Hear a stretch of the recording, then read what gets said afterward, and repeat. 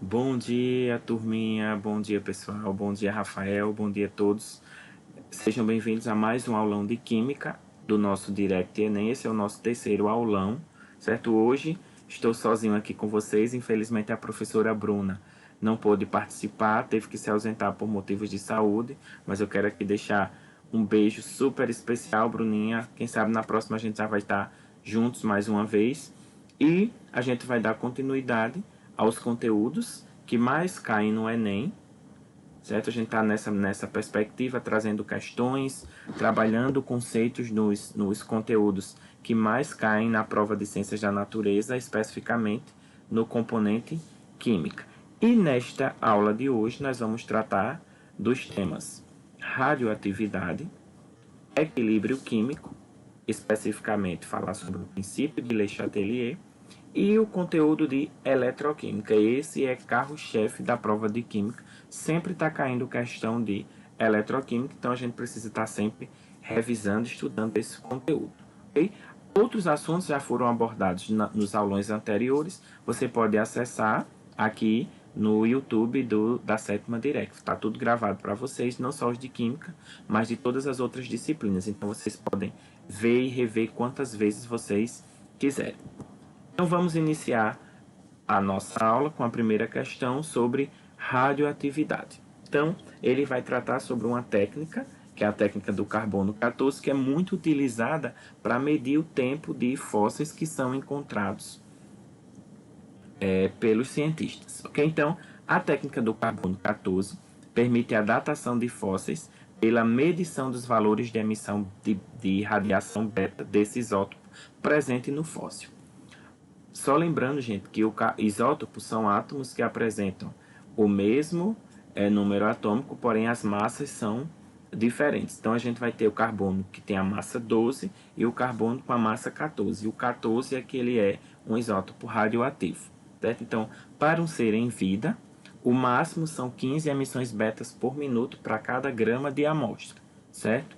Após a morte, essa quantidade de carbono 14 ele tende a se reduzir pela metade a cada 5.730 anos. Então, isso aí, gente, essa redução pela metade é o que a gente chama de tempo de meia-vida. É o tempo que uma determinada amostra ela gasta para destruir, para quebrar metade dos seus átomos.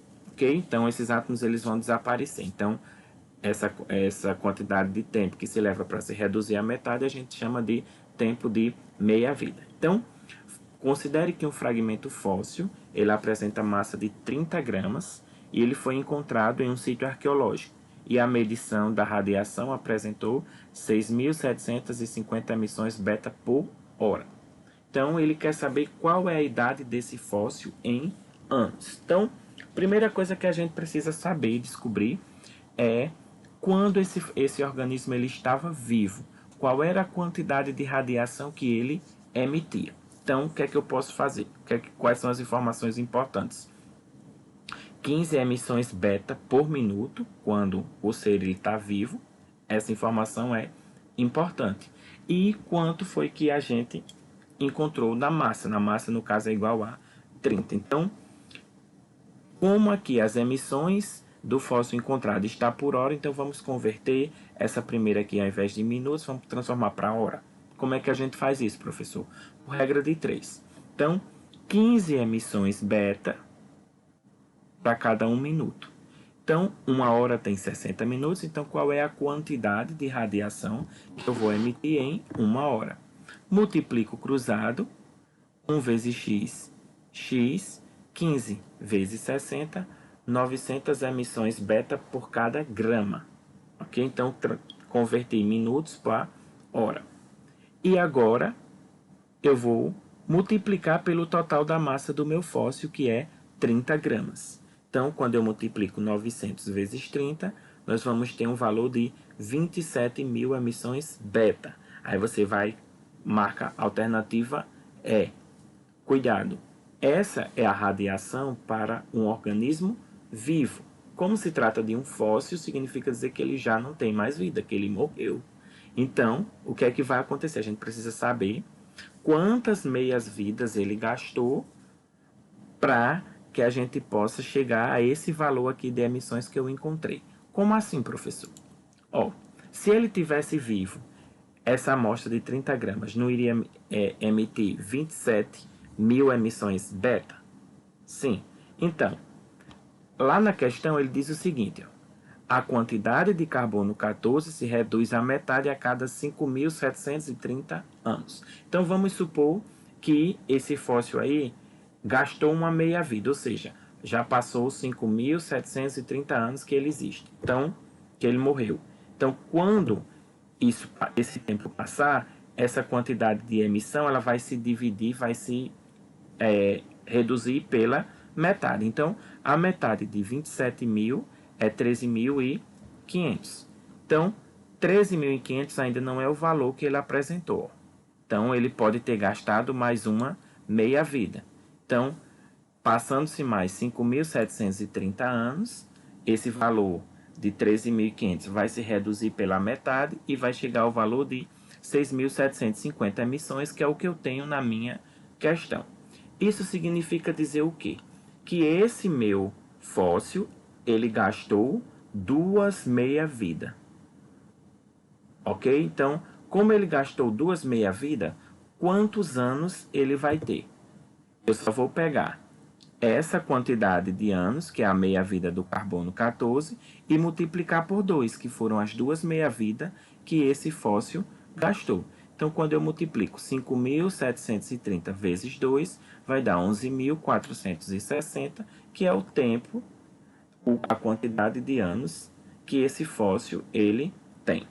Ok? Então, essa é uma questão de radioatividade, então dê uma revisada no conteúdo de radiação, certo? O que é radiação alfa, beta, gama, as características de cada uma delas e o que é tempo de meia-vida.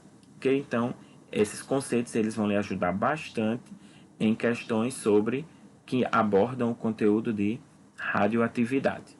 Ok? Mais um conteúdo importante é o conteúdo de equilíbrio químico. Aqui, essa questão ele vai trabalhar dentro do equilíbrio químico a parte do princípio de Le Chatelier, que ele vai falar de que um sistema ele tende a ficar no equilíbrio. Se uma perturbação externa alterar o equilíbrio do meu sistema, isso significa dizer o quê?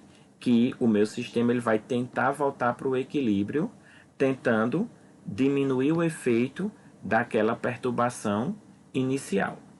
Então, a gente vai entender melhor no desenrolar da questão. Então, a questão traz o seguinte: o sulfato de bário, BaSO4, é mundialmente utilizado na forma de suspensão como contraste em radiografias de esôfago, estômago e intestino. Por se tratar de um sal pouco solúvel, quando em meio aquoso, estabelece o seguinte equilíbrio. Então, eu vou ter aqui, ó, o sulfato de bário, ele é um sal pouco solúvel em água, e quando ele sofre dissociação, ele vai produzir o íon bário. Então, o bário é um íon muito tóxico. Então, por causa da toxicidade do bário, é desejado que o contraste não seja absorvido, sendo totalmente eliminado nas fezes. A eventual absorção dos íons bário 2+, porém, pode levar às reações adversas ainda nas primeiras horas após a sua administração, como vômito, cólicas, diarreia, tremores, crises convulsivas e até mesmo a morte. Então, é um metal altamente tóxico para o nosso organismo, ele não pode ser absorvido, ele precisa ser eliminado.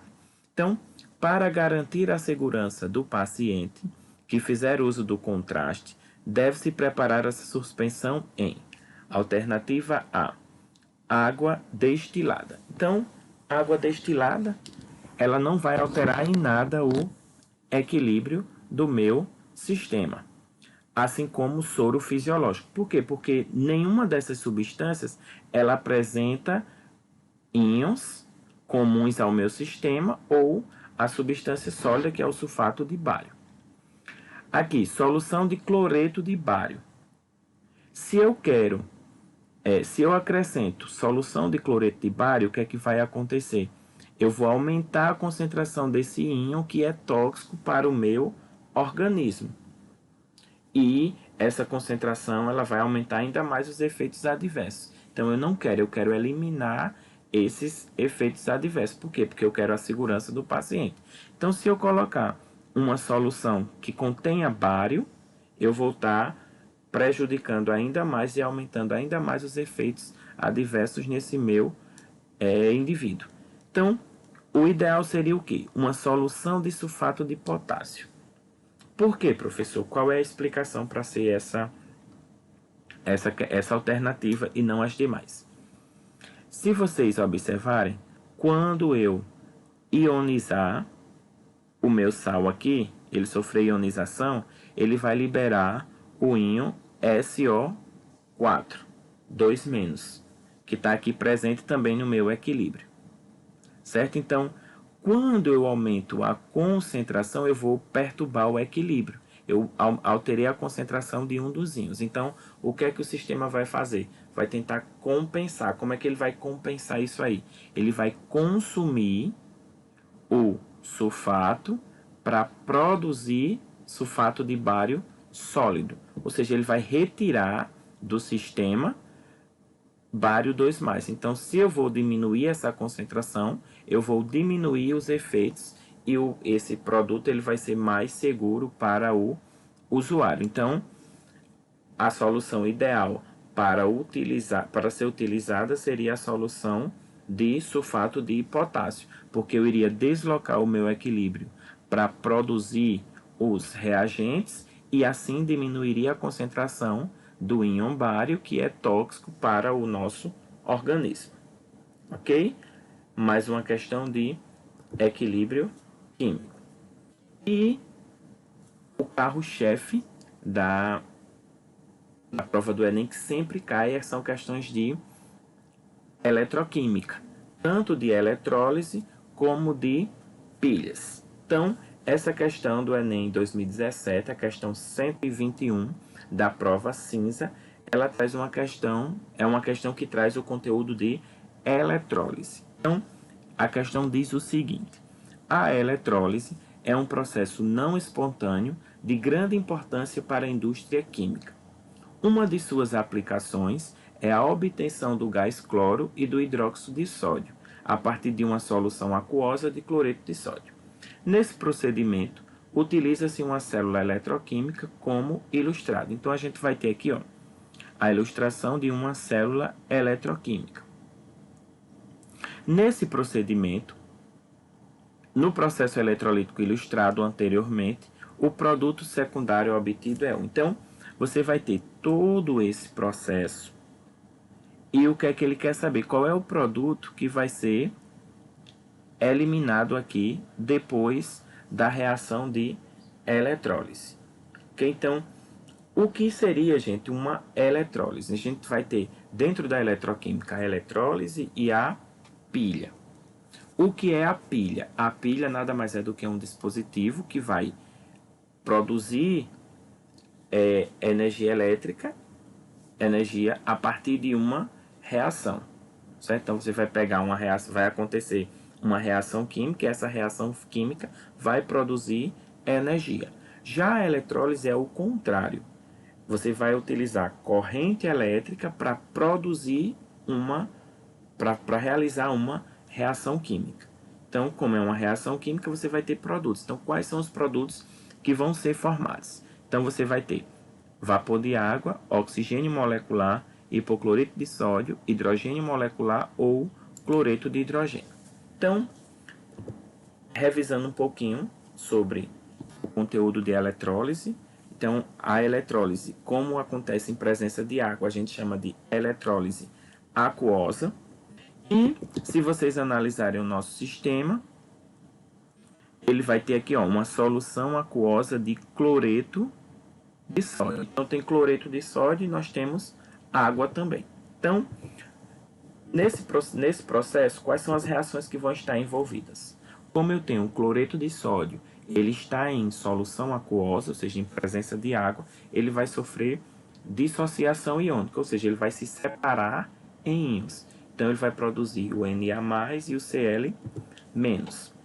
Outra reação que também vai acontecer no processo é a reação de autoionização da água, ou seja, a água ela vai se dividir em H+ e OH-. Então, vai acontecer um processo de dissociação, ok? De autoionização da água, aliás. Então, nós vamos ter aí uma disputa de cátions e ânions para saber quem é que vai reagir no processo de eletrólise. Aí a gente vai ver a questão de prioridades. Quem é que vai ter prioridade? Quem é que vai ter vantagem em relação ao outro? Então a gente tem que lembrar de algumas regrinhas básicas. No caso dos cátions, os metais alcalinos e os metais alcalinos terrosos, juntamente com o alumínio, eles vão ter uma prioridade menor que o hidrogênio, e o hidrogênio vai ter uma prioridade menor do que as dos outros metais. Como assim, professor? Se eu tiver um metal alcalino e um hidrogênio, quem é que vai sofrer a descarga? É o hidrogênio, porque a prioridade dele é maior. Se eu tiver, por exemplo, um ferro e hidrogênio, ferro vai estar aqui, ó, nos demais metais, então tem prioridade maior. Então, ao invés de ser o hidrogênio, quem vai sofrer a descarga no processo de eletrólise é o ferro. No nosso caso aqui, nós temos sódio e temos hidrogênio. Então, quem tem maior prioridade? O sódio é um metal alcalino. Então, o hidrogênio ele vai ter prioridade. Então, quem vai sofrer a descarga entre o sódio e o hidrogênio, que são os cátions, vai ser o hidrogênio. Então, nós vamos ter a seguinte reação catódica. O hidrogênio ele vai reagir vai receber um elétron e vai produzir meio mol de hidrogênio gasoso.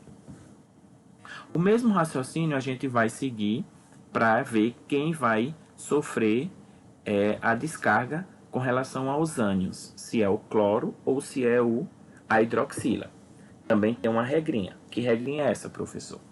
O flúor e os ânions oxigenados, como por exemplo SO4 2-, CO3 2-, eles têm prioridade menor quando comparado com a hidroxila, e a hidroxila tem uma prioridade menor com relação aos demais ânions. Então, ó, se eu tenho aqui, ó, cloro e hidroxila, o cloro não é um ânion oxigenado. Então, ele tem uma prioridade maior do que a hidroxila, porque ele entra aqui nos demais ânions. Então, quem vai sofrer reação vai ser o cloro. Então, no ânodo, que é a reação anódica, nós vamos ter o cloro. O cloro ele vai perder esses elétrons e vai produzir meio mol de cloreto de cloro gasoso. Okay? Então, essas são as reações. Então, no meu sistema, nós vamos ter a reação de dissociação do sal, a autoionização da água, nós vamos ter a reação de catódica, onde o hidrogênio ele vai receber um elétron e vai produzir hidrogênio gasoso, e nós vamos ter a reação onde o cloro vai perder um elétron. Como o cloro a gente sabe que ele não fica sozinho, ele vai se associar a outro átomo de cloro e vai produzir a molécula gasosa de cloro.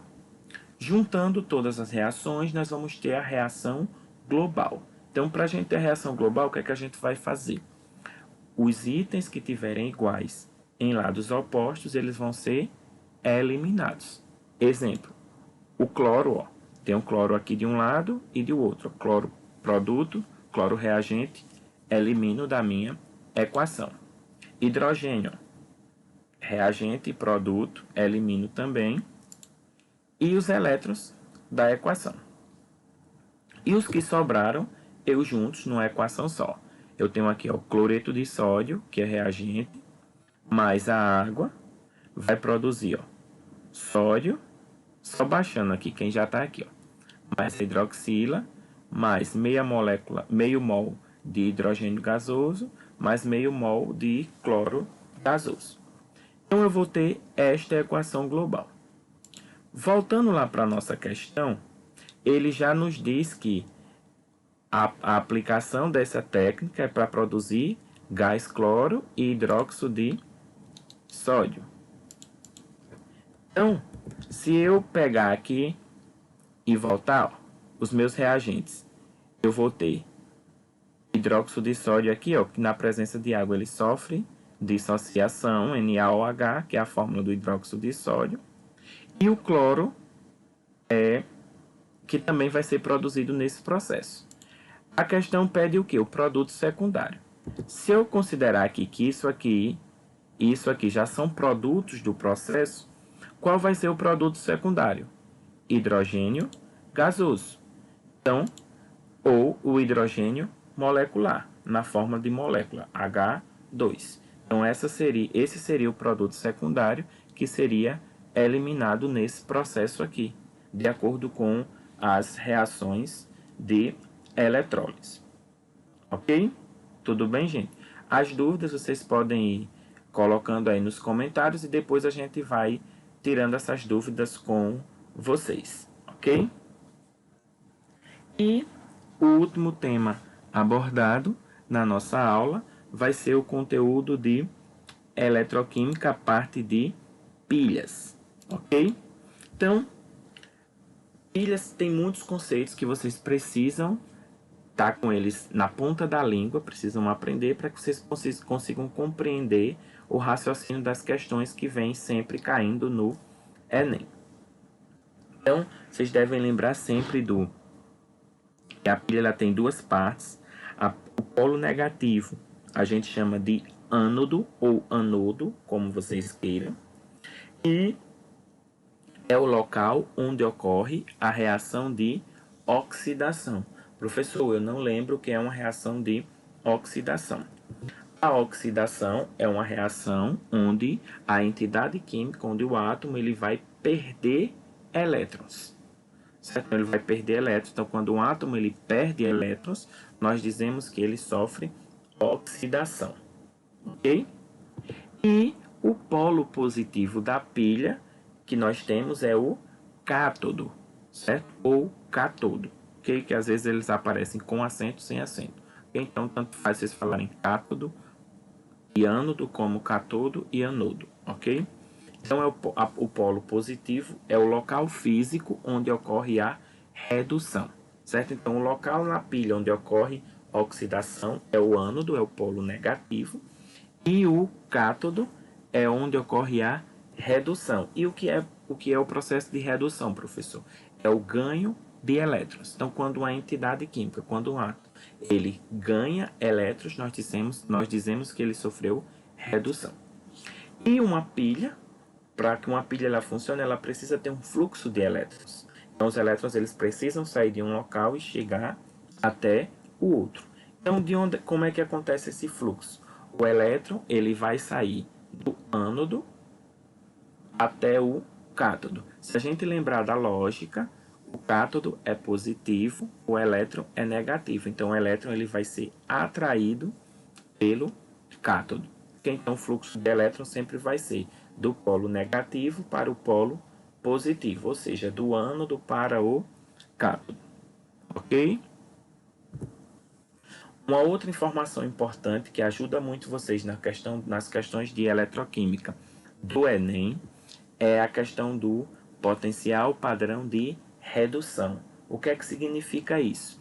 É a capacidade de uma substância, de um átomo, sofrer redução. Okay? Então, quem tiver o potencial maior, maior vai ser a chance de sofrer redução. E a gente também vai ter o potencial padrão de oxidação, que ele é o inverso do potencial de redução. Numericamente, eles são iguais. O que vai mudar de um para o outro é o sinal. Exemplo, se o potencial de redução é positivo, o potencial de oxidação vai ser negativo e vice-versa. Então, o que é que significa esse valor de potencial é o padrão de redução? Se ele tivesse uma substância, se um átomo, ele tiver um potencial de redução alto, significa dizer que ele tem tendência a sofrer redução. Se o seu potencial é baixo, ele tem tendência a sofrer oxidação. Por quê? Quando ele tem um potencial de redução baixo, o potencial de oxidação ele é alto. Então, essa substância, esse átomo, ele tem tendência a sofrer oxidação. Então, vocês precisam ter em mente isso aí, ok? Então, quando um átomo ele tem um potencial de redução alto, a tendência é que ele sofra redução. Quando o potencial de redução é baixo, a tendência é que ele sofra oxidação, ok? Trazendo isso para nossas questões do Enem. Como é que eu posso identificar essas informações? Então, a questão 2019 do ano passado, do Enem, a questão 94 da prova amarela, diz o seguinte: para realizar o desentupimento de tubulações de esgotos residenciais, é utilizada uma mistura sólida comercial que contém hidróxido de sódio, NaOH, e outra espécie química pulverizada. Quando é adicionada a água a essa mistura, ocorre uma reação que libera gás hidrogênio e energia na forma de calor, aumentando a eficiência do processo de desentupimento.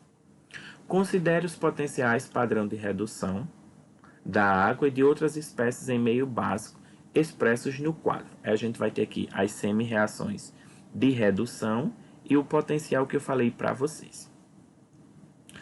Qual é a outra espécie que está presente na composição da mistura sólida comercial para aumentar a sua eficiência? Então, ele quer saber qual é essa espécie química que aparece na mistura. Então, analisando as alternativas e considerando que ele fala que a reação libera gás hidrogênio, a única reação que tem liberação de hidrogênio é essa primeira aqui, que é a da altionização da água. Ok? Então, a água ela vai ser um dos reagentes do da nossa mistura. Então, o que é que a gente vai ter? A gente vai precisar de alguém que tenha um potencial menor do que o da água. Ok? Então, quais são de todos esses elementos que tem aqui, qual é o que vai ter um potencial menor? Ok? Porque a água, ela vai sofrer, ela vai receber elétrons, então ela vai sofrer redução. Então eu preciso que alguém tenha um potencial maior para sofrer oxidação. Ok? Então como é que vai acontecer isso daí? Eu comparando aqui os valores do potencial padrão de cada uma dessas substâncias aqui presentes, eu observo que o alumínio e o ferro, eles têm potencial acima do potencial da água. Então, se a água ela vai sofrer oxidação, redução, esses outros vão sofrer oxidação, que são fenômenos que acontecem simultaneamente. Então, se ocorre oxidação, alguém vai precisar reduzir, alguém vai precisar receber esses elétrons. Então, dentre esses dois elementos, quem vai ter um maior potencial? O alumínio. Então, a alternativa correta seria a alternativa A, porque dentre o ferro e o alumínio, quem tem o potencial maior é o alumínio. Então, seria a alternativa A nessa questão de eletroquímica. Mais uma questão de eletroquímica, a questão 114, também da prova de 2019. Então, vocês percebem que é um conteúdo bem presente. E aqui nessa questão, ele traz para vocês conseguirem resolver essa questão, vocês só precisam lembrar, dentro da eletroquímica, número de oxidação, que está relacionado com a quantidade de elétrons que um átomo ele ganha e que ele perde. Se ele ganhasse ou se ele perdesse, qual seria a sua carga. Então, a questão ela diz o seguinte: grupos de pesquisa em todo o mundo vêm buscando soluções inovadoras visando a produção de dispositivos para a geração de energia elétrica. Dentre eles, pode-se destacar as baterias de zinco-A, que combinam o oxigênio atmosférico e o metal zinco em um eletrólito aquoso de caráter alcalino. O esquema de funcionamento da bateria zinco-A está apresentado na figura. Então, aqui a gente tem o esquema dessa bateria. Então, ele quer saber, no funcionamento da bateria, qual é a espécie química que forma no ânodo. Então, eu preciso saber aqui quem é cátodo e quem é ânodo, ok? E assim, gente, para vocês lembrarem quem é o cátodo, quem é ânodo, qual é o tipo de reação que acontece, é só se lembrar. Consoante e vogal. Cátodo começa com C, consoante. Então, redução, que também começa com R, que é consoante. Então, cátodo começa com consoante, redução começa com consoante. Então, no cátodo acontece a reação de redução. O mesmo serve para o ânodo. Ânodo começa com A, que é vogal. Então, no ânodo ocorre oxidação, que começa com O, que também é vogal. Então, lembrem da regrinha vogal consoante, vocês vão saber o que acontece no cátodo e o que acontece no ânodo. Ok? Então, aqui, ó. A primeira reação que acontece é o oxigênio do ar, ele vai se transformar em hidroxila. Então, nessa reação, nessa transformação, o oxigênio, ele é uma substância simples, então ele tem número de oxidação igual a 0. Então, quando ele se transforma em OH-, o número de oxidação ele passa a ser 2. Então, menos 2, perdão. Então, o que é que aconteceu? Uma diminuição no número de oxidação. Do outro lado, nós temos o zinco sólido se transformando nesse composto iônico de zinco. Então, quando o zinco sólido, ele está no estado sólido, substância simples, ele tem número de oxidação igual a 0. Nesse composto aqui, o número de oxidação do zinco passa a ser mais 2. Então, houve um aumento no número de oxidação do zinco. Ok? Alguns elementos, eles apresentam o número de oxidação tabelado. Se for substância simples, qualquer substância simples, o número de oxidação vai ser sempre 0. E se você não tem, são elementos que podem variar o número de oxidação, aí você vai ter que fazer um cálculozinho baseado no número de oxidação dos outros elementos, ok? Então, professor, como é que eu vou saber quem sofreu oxidação e quem sofreu redução? Quando o número de oxidação de um determinado elemento durante uma reação ele aumenta, nós dizemos que ele sofreu oxidação. Então, ó, se eu pegar aqui, ó, o zinco era 0 para sua mais 2, o número aumentou, então ele sofreu oxidação. O oxigênio ele teve uma diminuição do número de oxidação, ó, passou de 0 para menos 2, então ele sofreu redução. Lembrando lá da regrinha, ó, oxidação vogal, então ânodo, redução consoante, cátodo. Então, a questão ele quer saber qual é a espécie química que foi formada no ânodo. Então, quem é o ânodo? O eletrodo de zinco. Então, analisando a minha figura, qual foi a substância formada lá no meu ânodo? ZnO4, OH4, 2 menos. Então, a alternativa é. Então, essa questão é basicamente o quê? Vocês calcularem o número de oxidação e identificarem quem é cátodo e quem é ânodo a partir das reações que acontecem em cada um dos locais. Lembrando sempre, no ânodo é o local físico onde acontece a oxidação e o cátodo é o local físico onde acontece a redução.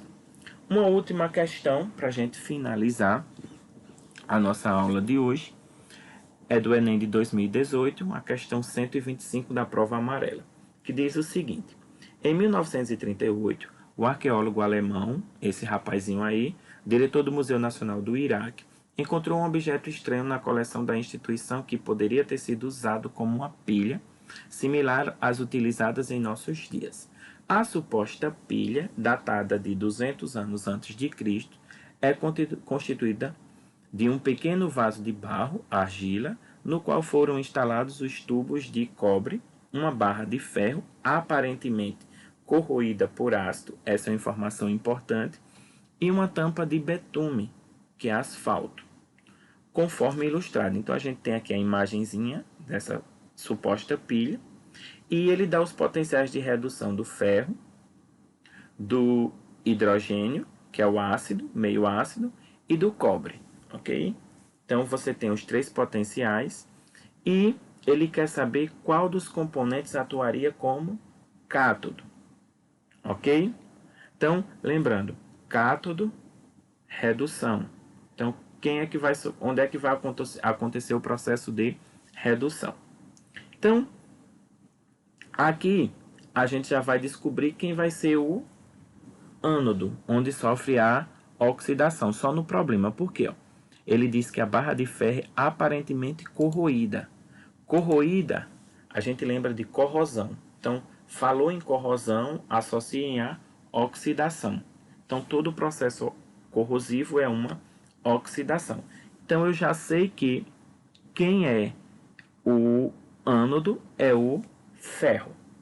Então, quem vai ser o cátodo? Certo?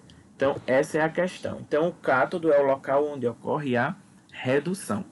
Então, se você lê o enunciado, ele fala que ela foi corroída por um ácido. Então, o ácido, ele pode ser, ele é o H+, é quem vai sofrer o processo de redução. Ok? Agora, lembrem o seguinte, ele não quer saber quem está sofrendo redução. Ele quer saber onde ocorre. Se você levar em consideração a estrutura, o que é que vai acontecer? Esses elétrons, para eles serem transportados, eles precisam de uma estrutura metálica, porque a gente sabe que uma das propriedades dos metais é o quê?